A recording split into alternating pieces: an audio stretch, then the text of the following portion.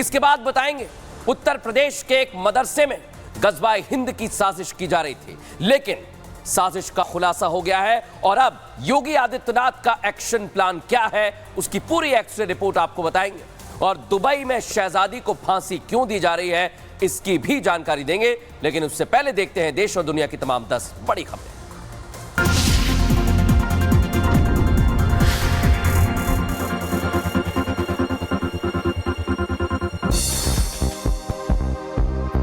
दो दिन के ब्रुनेई दौरे पर प्रधानमंत्री मोदी भारतीय उच्चायोग के नए दफ्तर का किया उद्घाटन। भारतीय समुदाय से की मुलाकात, पहली बार किसी भारतीय पीएम के दौरे से जबरदस्त उत्साह। भारत की आधी आबादी पर मुंबई से राष्ट्रपति द्रौपदी मुर्मू का संदेश, देश के विकास के लिए महिलाओं का विकास जरूरी, महिलाओं के प्रति नजरिया बदलने की जरूरत। पश्चिम बंगाल में anti rape bill pass, rape के दोषी के 10 दिन फांसी का प्रावधान, ममता बनर्जी ने विधेयक को बताया ऐतिहासिक। आरजीकर अस्पताल के पूर्व प्रिंसिपल संदीप घोष को 8 दिन की सीबीआई हिरासत, कोलकाता कमिश्नर से मिलने बड़ी संख्या में पहुंचे डॉक्टर। रक्षा अधिग्रहण परिषद के प्रस्ताव को मंजूरी, करीब 1.5 लाख करोड़ के युद्धपोत और हथियार खरीदेगा Bharat. Kandahar hijack web series के तथ्यों से खिलवाड़ पर बवाल के बाद बैकफुट पर नेटफ्लिक्स, सीरीज का शुरुआती डिस्क्लेमर किया गया अपडेट, आतंकियों के असली नाम कोड में शामिल। गुजरात के कई इलाकों में बारिश का कहर, सड़क पर कई फीट तक पानी भरा।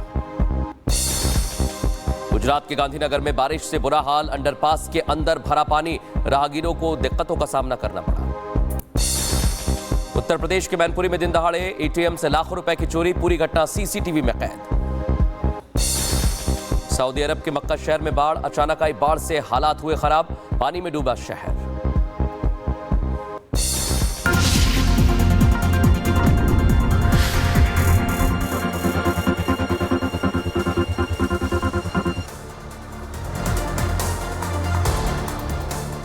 तो आज की हमारी सबसे पहली और बड़ी खबर, असदुद्दीन ओवैसी। ऐसे ही वो कुछ लोगों को अंडरग्राउंड संबोधित कर रहे थे, लेकिन जिस तरह से उन्होंने बयान दिया है वो सवाल खड़े करता है दर्शकों। और इसलिए आज मैं कह रहा हूं आज का मुद्दा बेहद गंभीर है और कई सवाल उससे खड़े हो रहे हैं दर्शकों। असदुद्दीन ओवैसी एआईएमआईएम चीफ एक बार फिर से देश को बांटने के आरोप से कटघरे में खड़े हो गए। आज ये मुद्दा उठाने के पीछे एक बहुत बड़ी वजह है दर्शक, वो आपको बताऊंगा, लेकिन पहले सुनिए ऐसा क्या असदुद्दीन ओवैसी ने कहा है, फिर आप खुद समझ जाएंगे और उसका पूरा एक्सरे मैं आपको दिखाऊंगा। लेकिन पहले सुनिए क्या वो कह रहे हैं। ये जो नाम निहाद गौ रक्षक हैं, इनको रक्षक बोलने के बजाय राक्षस कहना बेहतर होगा। ये ग्रुप में मारते हैं, 1 to 1 कभी नहीं आते ये पूरे।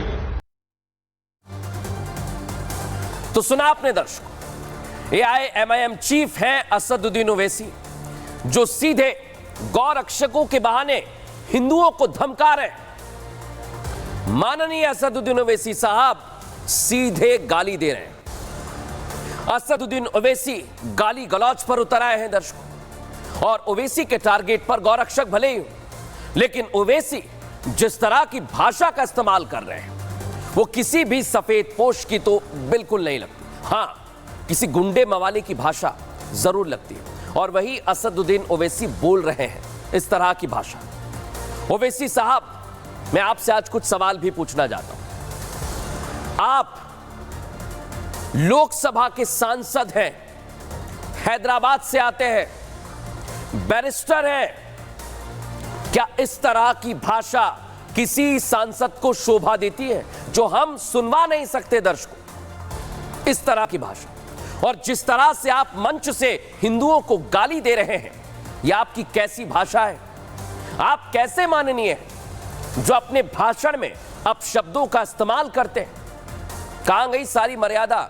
आप तो बैरिस्टर हैं। लेकिन अब दर्शकों, मैं आपको असदुद्दीन ओवैसी का पूरा बयान सुनवाता हूं। वो गौरक्षकों को लेकर क्या कह रहे हैं, क्या पुकार रहे हैं, एक बार सुनिए जरा।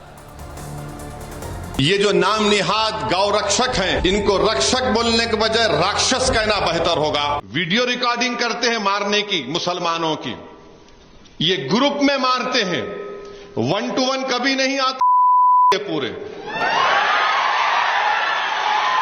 ग्रुप में आते हैं। तो देखिए, आप सुनवा नहीं सकते दर्शकों, वो कह रहे हैं कि ग्रुप में आते, झुंड में आते। ओवैसी ने जिस तरह के अपशब्द गौरक्षकों के लिए कहे, जिस तरह वो मुसलमानों में हिंदुओं के प्रति नफरत की आग भड़का रहे हैं, जिस तरह से वो इस चिंगारी को पूरे देश में फैलाने की कोशिश कर रहे हैं, क्योंकि आपने शोर सुना होगा वहां, दर्शकों, ये देश को बांटने की कोशिश है और बिल्कुल ठीक नजर आ रहा है। हैदराबाद से लोकसभा सांसद क्या देश को बांटने की राजनीति कर रहे हैं? आज हम ये भी पूछ रहे हैं असदुद्दीन ओवैसी से, क्योंकि जिस तरह की भाषा का उन्होंने इस्तेमाल किया, क्या असदुद्दीन ओवैसी देश को बांटकर अपना एक छत्र राज चाहते हैं? क्योंकि वो कह रहे हैं कि अकेले नहीं, ये ग्रुप में आते हैं, झुंड में आते हैं, क्योंकि जहां भी घटना घटी है वहां की सरकारों ने एक्शन लिया है। लेकिन असदुद्दीन ओवैसी साहब तो राजनीति चमकाने के लिए आगे आ गए। ये कैसी आखिर सियासत है जिसमें एक लोकतांत्रिक, एक सेक्युलर राष्ट्र में दो धर्मों के बीच नफरत की दीवार खींची जा रही है? कौन खींच रहा है देख लीजिए आप। दो धर्मों के लोगों में नफरत को इस कदर कूट कूट कर भरा जा रहा है कि उससे देश में असर पड़े, देश बच जाए।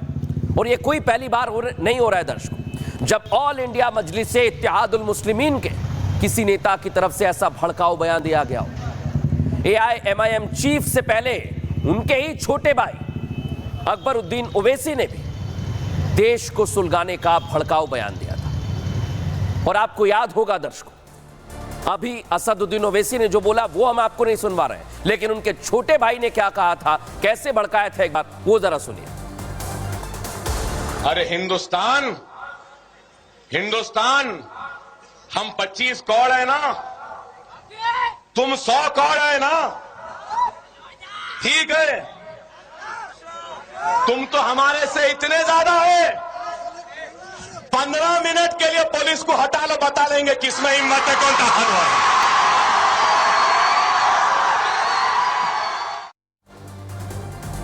सुन लिया दर्शकों आपने, और अब आप सोचिए जरा किस स्तर पर जाकर देश में राजनीति की जा रही है, सियासत की जा रही है। सियासत के लिए यह माननीय है, इस बात को भूल गए हैं कि उनके ऐसे भड़काऊ बयानों से क्या असर पड़ता है। ये भूल जाते हैं कि इनके ऐसे बयान एक कौम में कैसे चिंगारी भड़का सकते हैं, भले ये वोट के लिए करते हैं, जिससे देश में दंगे भड़क सकते हैं। ये भूल गए। ऐसे ही लोगों से देश को बचाने का काम योगी वक्त वक्त पर करते हैं दर्शकों, और ये बात मैं हवा में नहीं कहना।